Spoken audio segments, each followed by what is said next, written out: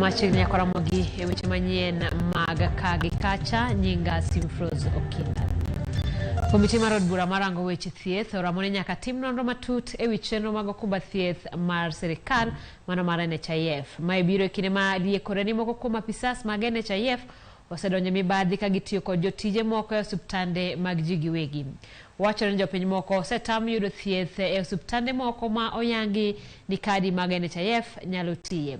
Moko ute thieth mag ji giwegi bende osebedo ka yudo omenda mathoth koa e aguch okumba mar NHIF ka opande mag piny owacho kata osiptande mag piny owacho to ok yudo omenda go kaka owinjore. Komiti no wacho ni gima nyalo menyo adieri manitiere en mana nonro matut makende ok riembo moko kuom jotije NHIF e tich kende. So those 2 years, the fund made a surplus after tax. So from layman, a surplus means you made more money than the credits.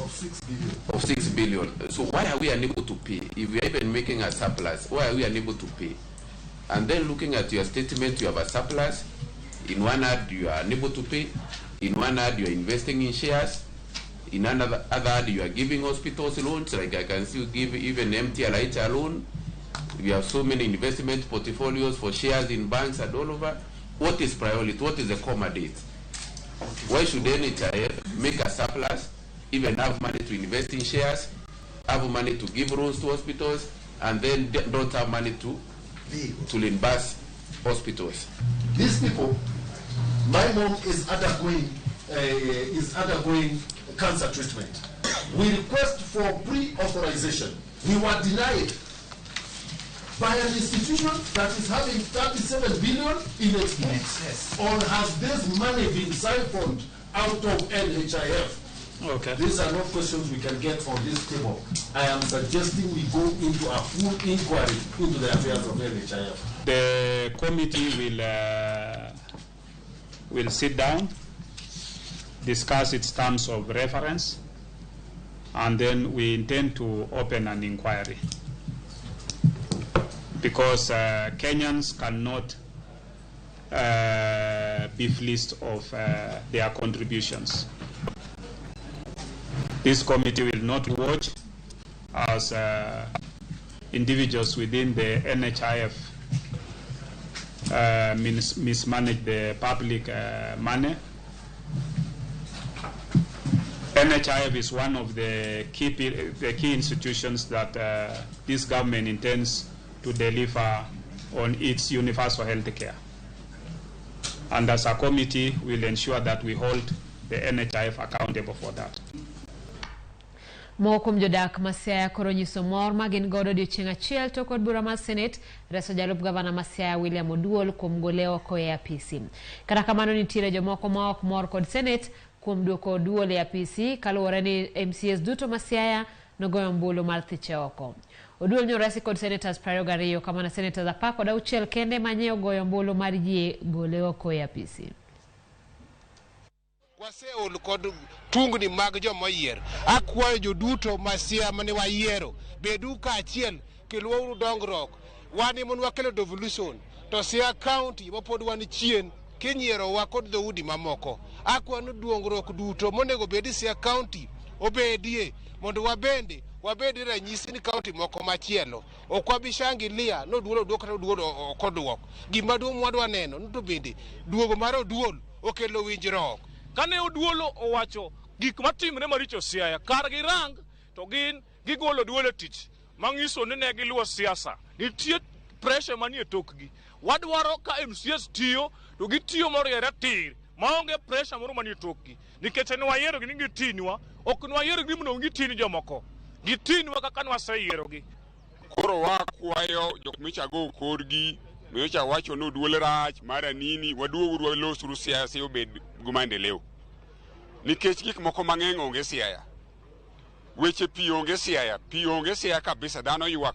An go mor mo kanyal pando mor ma an go kuom gima ne Senate otimo. Senate gima makwongo wacho nagon Senate erokamano to MCS wa maka waweuru bedo jodonga ich machiemo to wigi wil gi maneja piny otimonegi. Gima wacho ni gini ok en gima ikuongo yier sani, to en gima kendo kiny kendo ni giduogo irwa. To gima gitimonwa sani, an gadier ni kapon wan joma neno, to onge msio monego bed ni dok by 2027 kata chiel.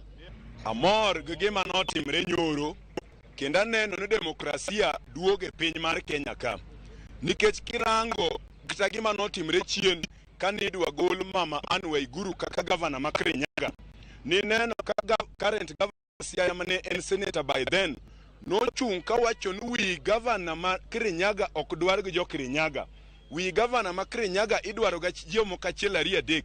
To mano gima nobedo confirmed nyoro i senate wa ma national ma Nairobi ka senators no wacho ni wi oduol ok miel ni gi jo Siaya. Jo Siaya ok odich gi wi oduol. Nitie ji ariyo adek mno odich gi wi oduol, lakini giduoko ni William Oduol. Wan kaka jo Siaya wamor. Wadhi nyaka kaunti ma Kilifi kakoro tielo mar adek mar bero ne ringre mane oyudi bungu Mashakahola dhi mbele. Kawuono bero ne otim ne ringre aboro ka abiriyo kuom gine mag jomadongo to achiel mar nyathi. Duoko mar nonro yango ni ji ariyo nowito ngimagi kaluwore kod hinyruok e wigi ka moko adek to ne otho nikech kech. Ringre moko adek nokethore ahinya, gino manomono jabero ne yango kit tho mare. Nyaka sani bero osetim ne ringre 338. Of these 8 postmortems, adults were 7, while one was a child. As per gender, 3 of them were male, 5 of them were female. Then 2 of them were moderately decomposed, while 6 of them were severely decomposed. We managed to find that 2 of them had head injury, while 3 of them had starvation, and 3 we were unable to ascertain the cause of death. So, having finished these autopsies, there's one who we have not done, the gentleman who died at the prison. Reason being that we are still waiting for the relatives who are on the way, so that now once they're here and they're able to identify their kin, we'll be able to do the postmortem. Oganda moko mane okalo e sand se apisas mochung' ne arita kuom rem chuo ne gi arita makare. Ka giloso odiechieng' mar apar mar joma ne osekale midhiero no, oganda go nolero masiche ma gisekale ka gimanyo ratechgi. Nilifanyiwa unyama, nikanambua nguo, mpaka sehemu za siri nikakanyagwa, nilikuwa nimewekwa pingu. Ndio askari waliweza kutoa mgani, wakanifungua pingu, wakati watu walikuja kama watu 20. Na hakuna kitu yote mimi nilikuwa nimefanya ama nimeripotiwa. Ni kwa sababu tulikuwa tumeachana na my husband. Constitution under Article 59 is the one that mandated the enactment of the Victim Protection Act. The Article 59 says that Parliament shall enact a law to provide for the protection, rights and welfare of victims of offences. Is to first of all be self-aware. And being self-aware in this case means that we should first of all accept that we underwent torture. And after accepting that we underwent torture, we should not view ourselves as victims. Rather, we should view ourselves as survivors. And by that I mean that the first step when you are aware that you underwent torture is to seek for psychosocial support.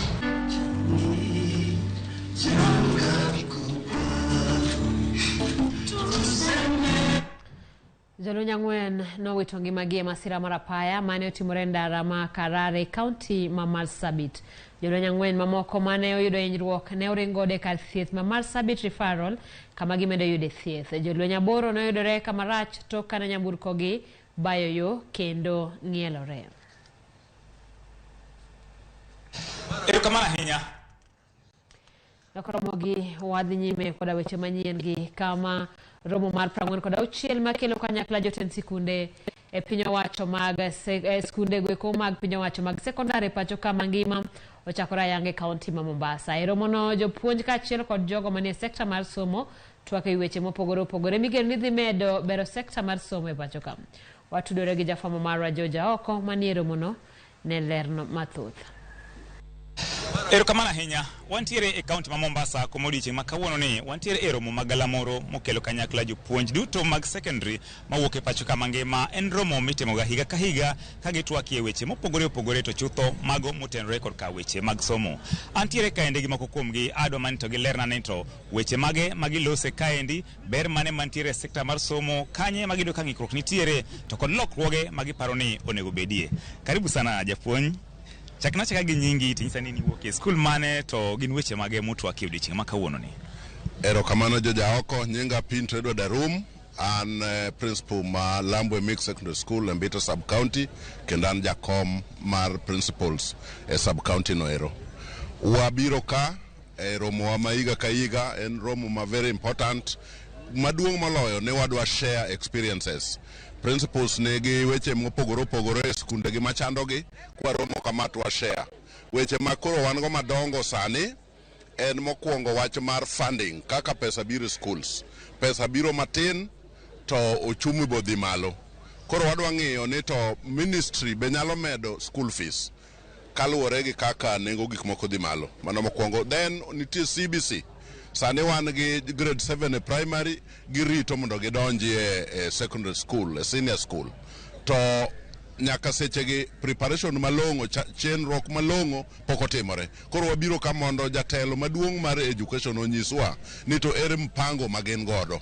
Capitation en wach mane Kenya mangima. Ok en ma school kende, but ang'eyo ni kiny ka jatelo biro, ong'eyo ni chiemo osedhi malo. Nyithindo denyo. Kawune gidonjo after gichiemo dala ka gima ne ok chiemo e school. Nyiso ni chiemo tin e school. Koro jatend piny ko biro, omede mana capitation matin, at least the boarding side of it, kata ka gimedo fee mondo nyithindo chiem maber. Onego med jopuonj msara, onego med gi everything, allowances gi te bi owinjo medi mondo ka jopuonj nyalo cope up gi gik matimore sani endi. Otherwise kok otim kamano endo to jopuonj biro puonjo ka gin gi stress gi depression mang'eny makata koro gik ma gipuonjo koro ok bi nenore malong'o. Oyudo japuonj mogik kae, nyisa ni ang'eni jatend migawo biro kiyudo opportunity mar penjo mane madiher penjo kata paro mane minyalo miye kaka achiel kuom yore mag temo bero sekta mag somo. Chakna chaka gi nyingi. Erokamano ahinya. An iluonga ni Jared Nyangaga Ahidi, an principal ma Kamato Secondary School. Jatelo ko biro to wadwa penje gimomiyo osebet koleonwa gi pesa sakasa nikech e school ji chandore. Iyudo ka workers matiyo e school obet modhie nikech pesa mimiyo gi chulo gi dwe achiel to dweche moko kalo kata dek kore kichak imiyo gi pesa. Koro kanyalo miyo capitation mapiyo piyo to nyalo konyo jogo kabisa nikech gibe gin gi nyithindo ma gitero nyaka e school. To ka gionge pesa to onge kaka ginyalo loyo yorego. Population chal nade, wang'eni nyaka ne kel bende chenro mar 100% transition. Iwacho ni most of secondary schools tinde pong' maonge thuolo, lakini ma be osebedo addressed, gun gi nafas moromo. En adier ni skunde pong', lakini day school soko nigi nafas manyalo kawo nyithindo mang'eny. En mana gima ji oluoro ni day school wuotho pile ka pile, sama yudo ka koth ochwe nyithindo chandore gi chuodho, ma ginyalo yie ni day school obed gi section moro mar boarding. To mano nyalo konyowa kabisa kaka Kamato wan wadwaro section moro mar boarding nikech wan e bungu kama lich kabisa. Koro kinyalo miwa partner to waketo nyithindo moko bodnwa to population ne wanyalo dhi malo maber. Erokamano ahinya. Mana kaka iwinjo janeno mar Ramogi TV, mago mana moko kuom jopuonj mayuore romoni madhi nyime kaunti ma Mombasa kae, ma odiochieng' makiny igeno ni ibiro yawe ayanga gi jatend migawo mar somo. Ne Ramogi TV kowuok e kaunti ma Mombasa, nyinga en George Aoko.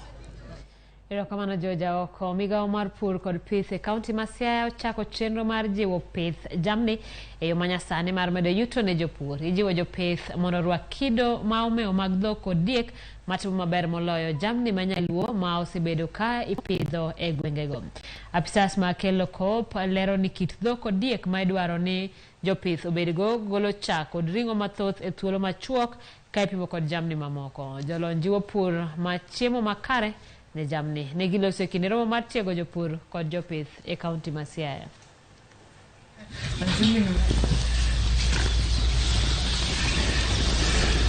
Wamanyo investors, kendo wachako wamanyo jopur, jamni, kata ng'at moro amora mong'e ni onyalo loso keto pesa maloso jopur e gweng'ni. Watemo ni mondo wang'iye ni to dongruok mar pith mag chiemb gigo makelo chiemo mag chiaye nyalo donjo nadi mondo wang'ad wach mani ohala onge.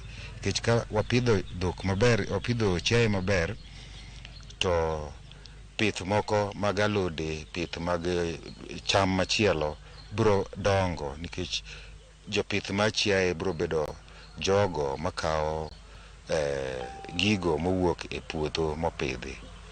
Pan mano kende madianga wach godiochieng' makawuono. Erokamano. Sia kae jamni moloyo dhok pod gin mag nyaluo ma kwan wang'ie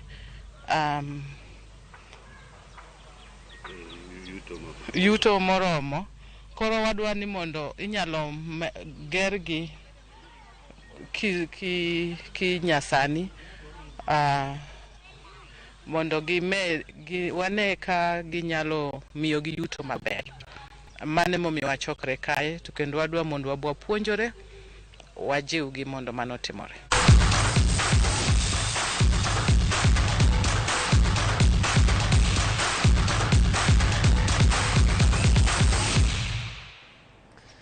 E paw tuke ni klab mar AFC Leopards notieko season margi gi duoko maber bang' loyo klab mar Kariobangi Sharks gol 1-0. Ingwe notieke thuolo mar 7 e lig mane ologi klab mar Gor Mahia.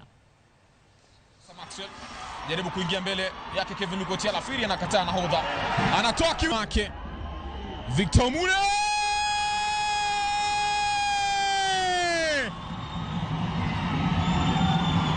alijaribu kufuata Kevin Ouru lakini alificha mvunguni. Kwa hivyo kuanzia kesho itakuwa Tusker ameongeza la 3, lakini wapi wenzao wako 3. Leta cross nzuri kule, no! Giko moja kati ya mabao bora kabisa.